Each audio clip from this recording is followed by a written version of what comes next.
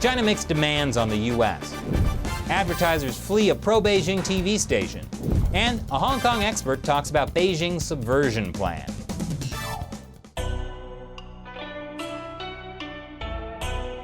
This is China Uncensored. I'm Chris Chappell. This week's China News headlines. The Chinese Communist Party likes to think of itself as the world's next superpower. And as a superpower, China should have the right to make demands of other countries. After all, that's what made America so beloved. The most recent demand?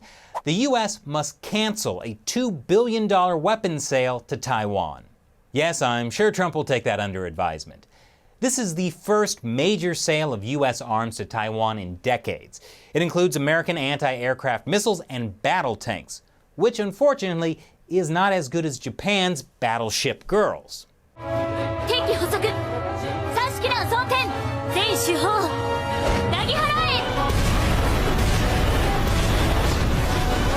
Yes, those girls are also battleships. Japan is a special place, one where they ship those characters. Literally. But the Chinese demands don't stop at battleship girls. I mean weapons sales to Taiwan. China is also demanding an end to U.S. tariffs. True, the Chinese Communist Party hasn't actually agreed to the reforms the U.S. has demanded in return for ending tariffs. But there's a long history of the party not doing what the U.S. demands, so why shouldn't they keep getting away with it? It's tradition. Anyway, Chinese diplomats are warning of disastrous consequences if the U.S. treats China as an enemy. But according to President Trump, trade talks are doing very well, which is also what he said at the end of May, and in mid-February, and in early January, and the beginning of December. Trump is clearly a glass-half-full kind of guy. But the tariffs may also be affecting demand for Bibles. Apparently, millions of Bibles, some estimates put it at 150 million or more, are printed in China each year.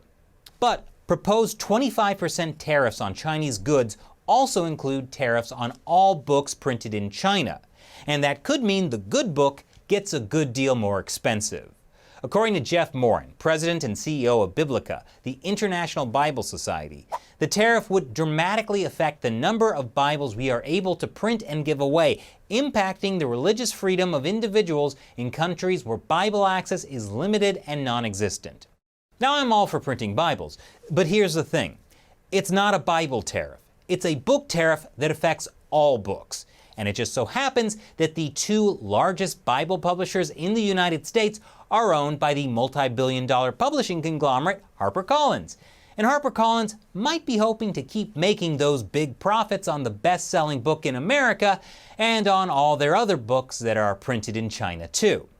But really, should the U.S. government go soft on a regime that's closing churches, jailing pastors, and even rewriting scripture? I wonder what the Bible would have to say about that. But back to China's demands. As you may have heard, Hong Kong has erupted in protest over Beijing's growing influence in the city.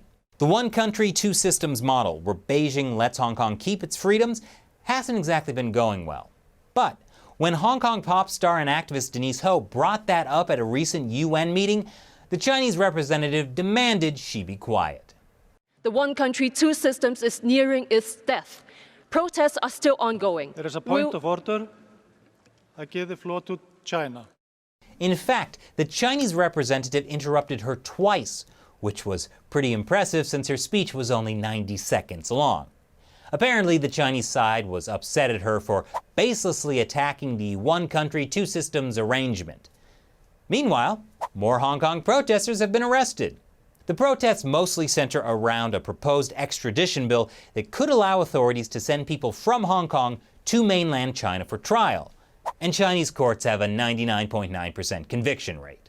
However, in what Hong Kong Chief Executive Carrie Lam clearly hopes will finally appease protesters, she's trying to lay the bill to rest. The bill is dead. Dead? Yes. But she has repeatedly refused to say the bill has been withdrawn, which is the phrase everyone wants to hear. Why? The bill is dead is a political description, and it is not legislative language. Civic Party lawmaker Alvin Young told the BBC, adding that the bill was technically still in the process of a second reading. So the bill is dead, but still alive, which means the Bill is a zombie? In other Hong Kong news, advertisers are fleeing from TVB, the main Hong Kong cable broadcaster. That's because TVB is believed to have an increasingly pro-Beijing bias, and one of the advertisers to bail is Pocari Sweat. Pocari Sweat is like Japan's answer to Gatorade. I drank plenty of it when I was in Hong Kong, even though the name makes it sound like the bottled sweat of a Pokemon. But to prove that TVB doesn't have a pro-Beijing bias, a TVB spokesman told my favorite Chinese state-run media, the Global Times, Pocari Sweat's comments are designed to please protesters, which equals to bowing to violence. Yep, no pro-Beijing bias there. The Global Times went on to say the Japanese company would likely face tough sanctions on the mainland for adopting a wrong stance. What's that, Shelley? TVB has denied they issued that statement to the Global Times. Are you saying that the Global Times might be lying? I don't believe it. Meanwhile, some Chinese netizens are accusing Pocari Sweat of supporting Hong Kong independence and calling for a boycott. Yes, today is the day that Hong Kongers will be led to independence by a sports drink. And GZN48, a Chinese girl group with 61 members, is cutting ties with Pocari Sweat. China is also a special place. After the brouhaha, Pocari Sweat's parent company issued a vaguely worded apology, but seem to still be pulling their ads from TVB.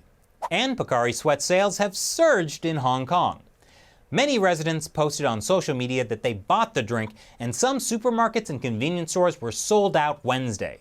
And coming up after the break, I sit down with Dr. Sunny Lo, an expert on the Chinese Communist Party's shadowy agency that infiltrates Hong Kong and other countries.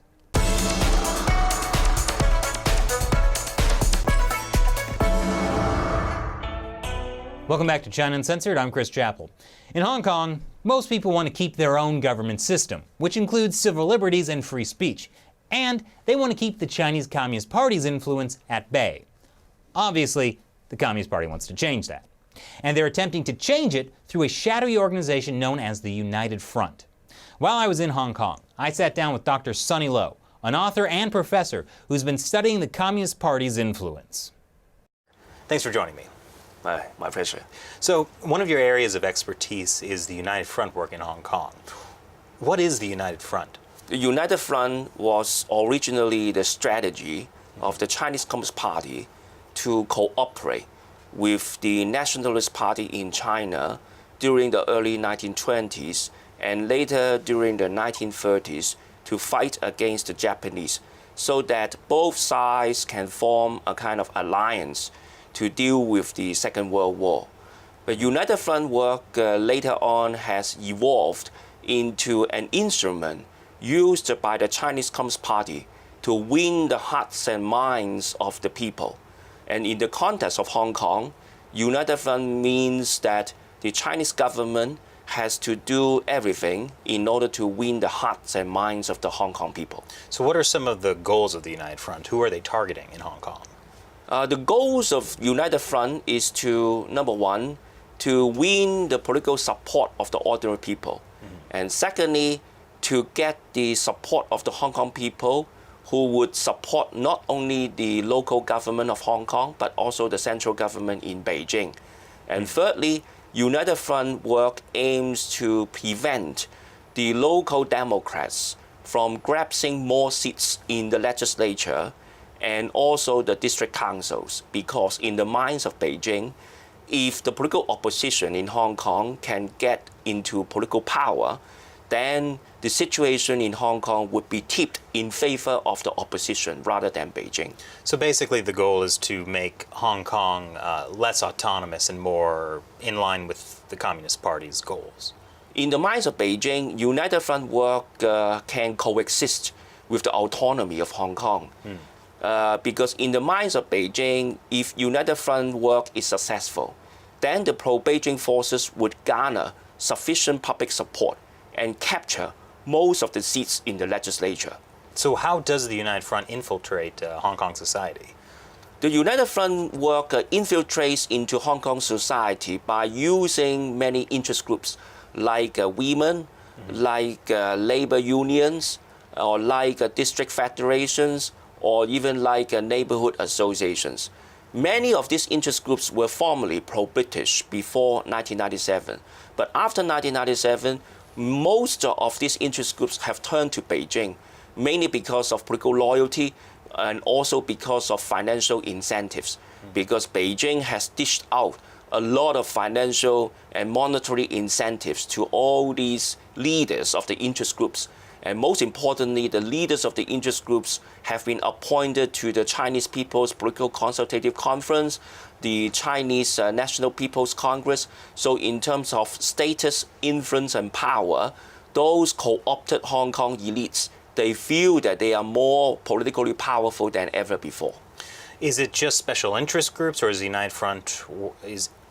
Front involved in the education, business sector? United Front work also involves deeply in the business sector because many business people are highly pragmatic. They want to do business with China. They don't want to antagonize China. So the business sector is particularly vulnerable. The least vulnerable sector in Hong Kong, or to put it in another way, the most resistant sector to United Front work is the education. Because in the education sectors, many intellectuals, academics, students, they are highly post-materialistic, if you like. In other words, they attach importance to values like human rights, democracy, sustainable development, civil liberties, and they are less interested in material incentives. So from this perspective, the education sector is the least vulnerable to United Front work. Well, I'm curious, you talked about the business sector. How can you tell the difference between United Front work and just organic natural exchanges between mainland China and Hong Kong? The organic exchanges between mainland China and Hong Kong involve some more formalistic levels of exchange, like, for example, business associations interacting with Chinese government departments. But for United Front work, it can proceed from formal to more informal cooptation. That is to say, they try to make friends with you, and in the process of making friends, they try to woo your side to support their side politically. Mm-hmm. So gradually, the co-opted targets become their friends and even the solid supporters. So it is a kind of a long-term movement to win friendship, to change friendship to political loyalty. Now, when we're talking about the United Front is actually a division of the Chinese Communist Party itself, correct? The United Front department within the Chinese Communist Party is mainly responsible for United Front work. Mm-hmm. However, many other Chinese departments are also dealing with United Front work. For example, in the case of Hong Kong, we have the Liaison Office, which is the representative office of the central government in Hong Kong. And it is also responsible for United Front work. And quite often, when the mainland Chinese government departments come to visit Hong Kong, they may interact with some of the business associations in Hong Kong. And quite often, United Front work is defined broadly. That is to say, to win friendship, to interact with potential friends, and then to gain their political and economic support in the long run. So United Front work in China is not conducted solely by the United Front department. It can be conducted by many other departments as well.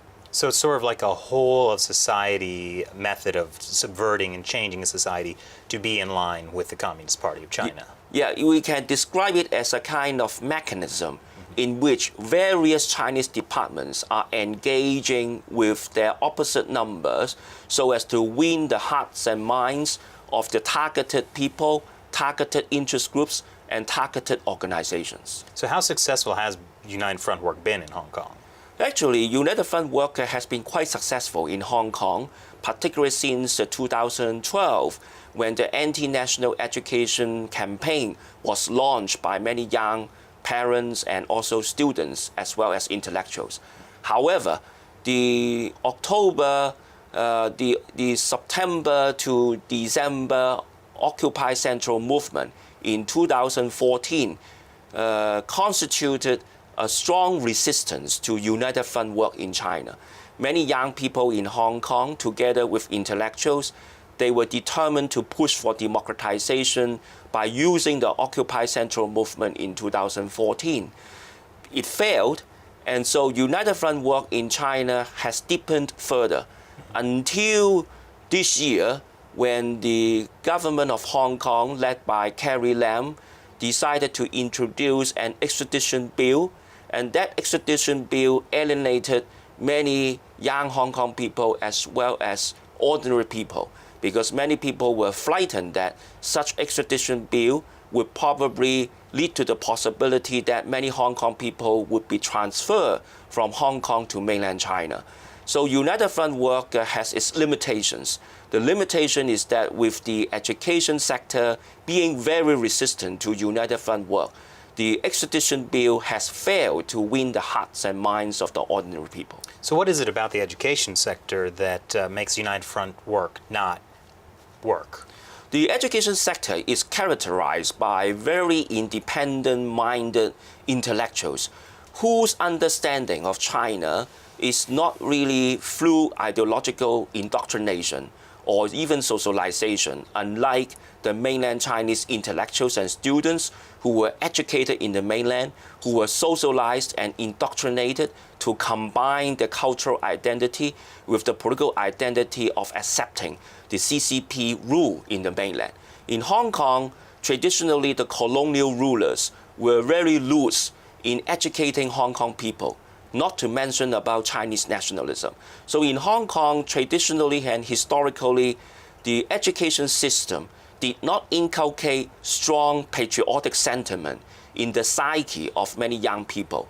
And after 1997, this perhaps semi-colonial education legacy persists. Not only that, with the era of globalization, many young Hong Kong people understand China not through the textbook, but through the internet. So in that sense, the education sector in Hong Kong is highly autonomous. So how does the United Front respond to things like the umbrella movement or the extradition bill protests, much of which is student-led, student and teacher-led? The United Front machinery responds to the umbrella movement by resuscitating or reorganizing the youth groups in Hong Kong. They try to organize many pro-Beijing youth groups to support mainland's policy towards Hong Kong, such as the recent Greater Bay Area plan, in which young people of Hong Kong are encouraged to do business in China, to work in China, and even to reside in China. However, the opposition to the extradition bill has dealt a severe blow to China's United Front work in Hong Kong, because many young people are proven to be very resistant to the idea of political and economic integration between Hong Kong and mainland China. Now, I know the United Front is very active in countries around the world. How does the United Front work in Hong Kong tie into United Front work globally? United Front work in Hong Kong cannot be easily translated into foreign countries for several reasons.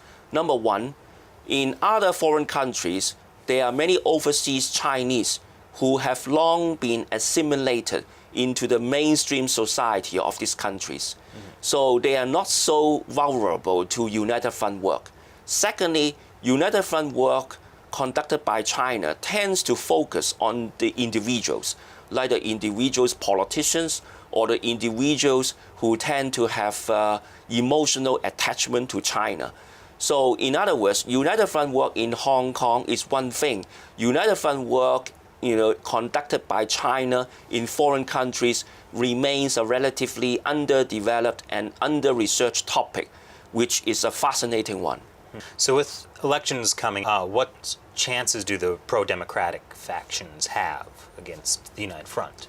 Because of the protests of almost 1 million to 2 million people against the extradition bill, we can safely anticipate that in the upcoming November District Council elections, the localists and the Democrats will have a strong political comeback.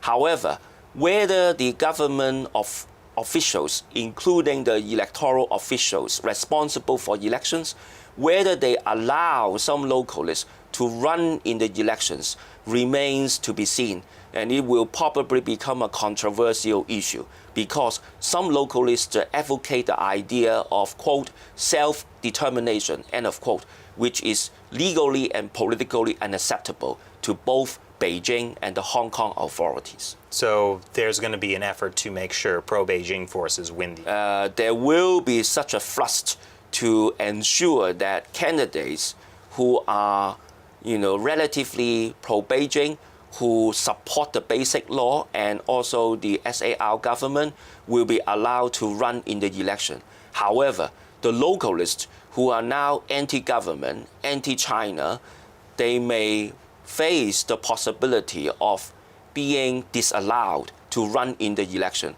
So this will possibly be a bone of contention. So with United Front active around the world, why should other countries like the United States care about what's happening in Hong Kong? Countries like United States can care about Hong Kong because Hong Kong can be regarded as a semi-democracy. Hong Kong doesn't really look like a democracy as with the West, but Hong Kong has a pluralistic society. We also have civil liberties combined with the rule of law. Hong Kong is a good indicator of how China may democratize in the long run. So in that sense, Hong Kong is extremely important to the West because Hong Kong's existing civil liberties and also pluralistic system belong to the universal values shared by many Western democratic countries. In that sense, Hong Kong's situation deserves to be observed. So Hong Kong can show an example of how China could become more democratic, but could it also show the world the ways in which the Chinese Communist Party undermines democratic institutions? In a sense, yes, because the extent to which China penetrates and infiltrates into the semi-democracy of Hong Kong can illustrate that kind of erosion of autonomy.